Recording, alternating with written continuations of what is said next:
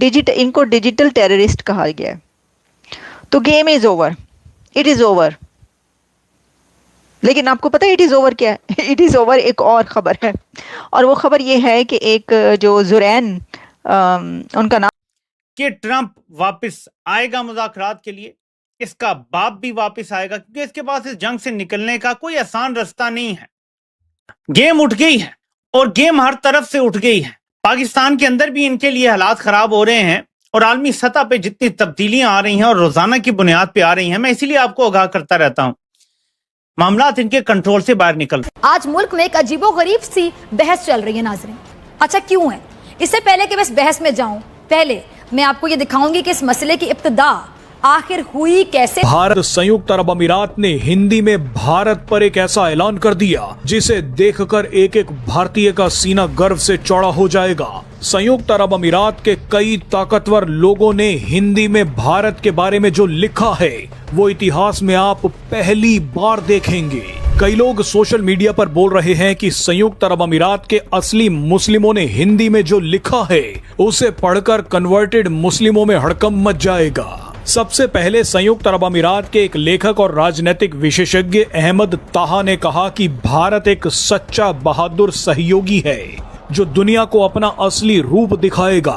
भारत एक मजबूत देश है जिससे सभी इस्लामी जिहादी आतंकवादी डरते हैं। आप आखिरी लाइन को आंख खोलकर पढ़िए। संयुक्त अरब अमीरात का एक ताकतवर मुस्लिम शख्स बोल रहा है कि भारत एक मजबूत देश है जिससे सभी इस्लामी जिहादी आतंकवादी डरते हैं। अहमद ताहा ने यहाँ पर ऐसा बयान देकर पाकिस्तान के कन्वर्टेड मुस्लिमों के मुंह पर तमाचा मारा है। वो कि अगर आप भारत की खारजा पॉलिसी की बुनियाद पढ़ते हैं तो एक लाइन जो वन लाइनर है उसके अंदर ये है जो डिफाइन है कि भारत अपने दोस्त बदलता नहीं है बल्कि क़ुर्बत मज़ीद बढ़ाता है। और कुछ माहिरीन यही कह रहे हैं कि इसी पॉलिसी की बुनियाद की वजह से मोदी जो है वो बड़ा पुरतबाक इस्तकबाल भी किया गया। संयुक्त अरब अमीरात ने हिंदी में भारत पर एक ऐसा ऐलान कर दिया जिसे देखकर एक एक भारतीय का सीना गर्व से चौड़ा हो जाएगा। संयुक्त अरब अमीरात के कई ताकतवर लोगों ने हिंदी में भारत के बारे में जो लिखा है वो इतिहास में आप पहली बार देखेंगे। कई लोग सोशल मीडिया पर बोल रहे हैं कि संयुक्त अरब अमीरात के असली मुस्लिमों ने हिंदी में जो लिखा है उसे पढ़कर कन्वर्टेड मुस्लिमों में हड़कंप मच जाएगा। सबसे पहले संयुक्त अरब अमीरात के एक लेखक और राजनीतिक विशेषज्ञ अहमद ताहा ने कहा कि भारत एक सच्चा बहादुर सहयोगी है जो दुनिया को अपना असली रूप दिखाएगा। भारत एक मजबूत देश है जिससे सभी इस्लामी जिहादी आतंकवादी डरते हैं। आप आखिरी लाइन को आंख खोलकर पढ़िए। संयुक्त अरब अमीरात का एक ताकतवर मुस्लिम शख्स बोल रहा है कि भारत एक मजबूत देश है जिससे सभी इस्लामी जिहादी आतंकवादी डरते हैं। Iran must abandon its goal of nuclear weapons and end its support for terrorism and open the Strait of Hormuz. Otherwise, they will continue to face consequences.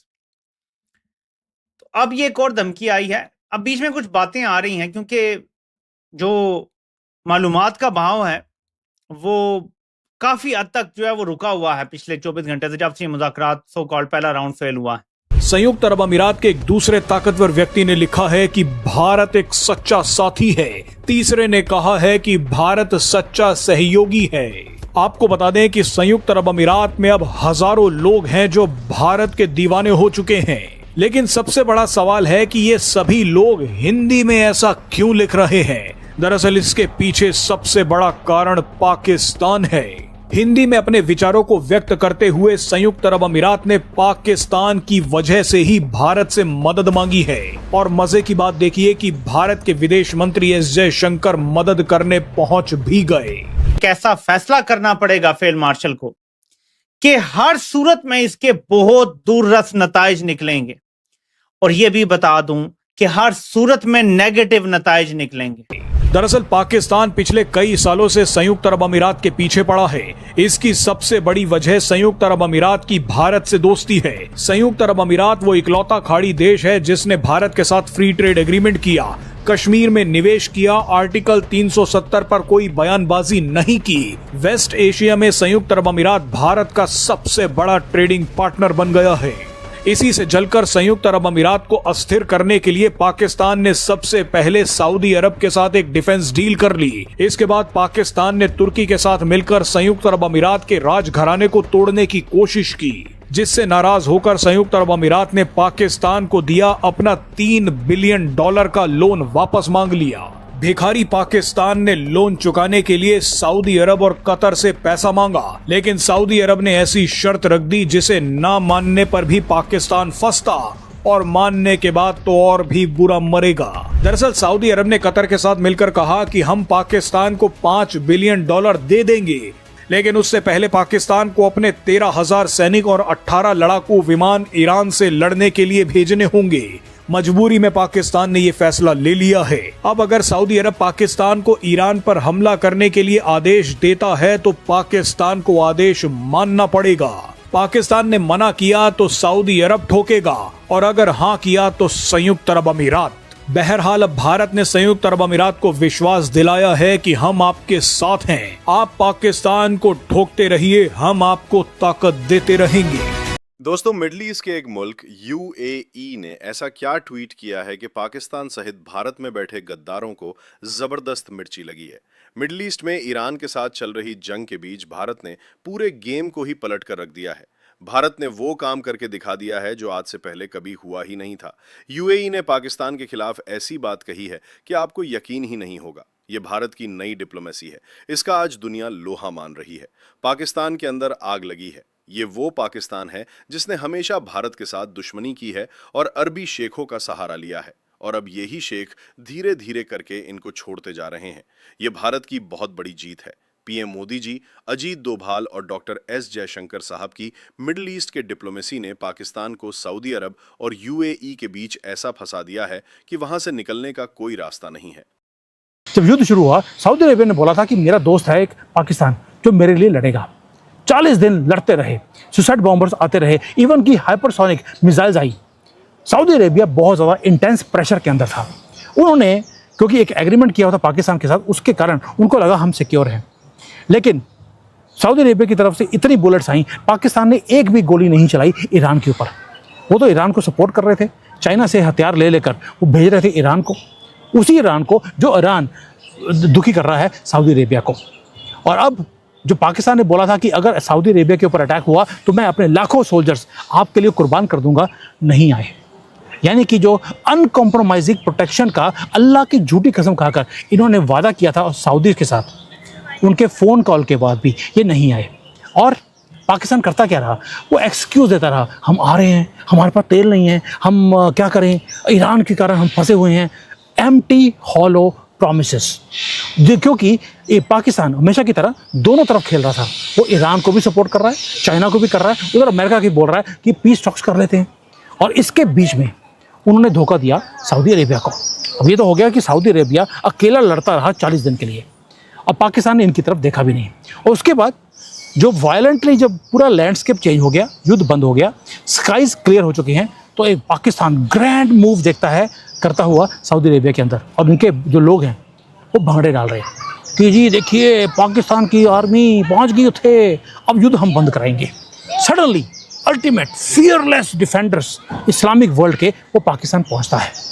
दोस्तों, ये जो हो रहा है इससे बड़ा धोखा पाकिस्तान या दुनिया को मिल नहीं सकता जो सऊदी अरेबिया को मिला है।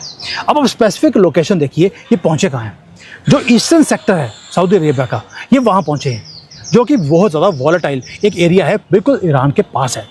ये प्राइम स्ट्रेटेजिक स्ट्रॉन्ग होल्ड है सऊदी अरेबिया का।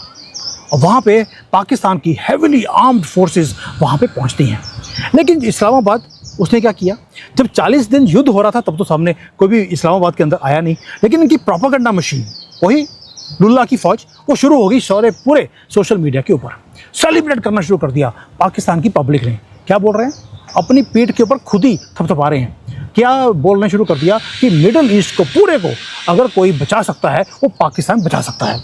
वही लाहौरी चूरन इन्होंने बेचना शुरू कर दिया और दिखाना शुरू कर दिया कि इनकी मिलिट्री की माइट वो कितनी बड़ी है। और पाकिस्तान डेलिबरेटली अराइव किया है जब आग बुझ चुकी है, उसके बाद पहुंचे हैं अपने शाइनी ट्रक्स को लेकर।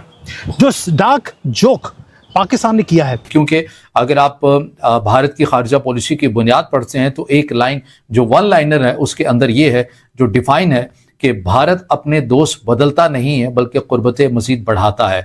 और कुछ माहिरीन यही कह रहे हैं कि इसी पॉलिसी की बुनियाद की वजह से मोदी जो है वो बड़ा पुरतबाक इस्तकबाल भी किया गया। 3 दिन का टाइम है, मैंने 4 लिख दिया है। 3 दिन का टाइम है इनके पास, 3 दिन की डेडलाइन है। एक ऐसा फैसला करना पड़ेगा फील्ड मार्शल को कि हर सूरत में इसके बहुत दूररस नताइज निकलेंगे, और यह भी बता दूं कि हर सूरत में नेगेटिव नताइज निकलेंगे। एक सेंट्रल क्वेश्चन है जिस क्वेश्चन को मैं एड्रेस करना चाहता हूं कि क्या इंडिया, चाइना और पाकिस्तान की पार्टनरशिप को तोड़ना चाहता है, या उसने इस पार्टनरशिप को तोड़ने की बुनियाद रख दी है? क्या चाइना के लिए इंडिया इंपॉर्टेंट है? चाइना के लिए इंडिया कितना इंपॉर्टेंट है? और चाइना की पाकिस्तान के हवाले से क्या रेलेवेंस है?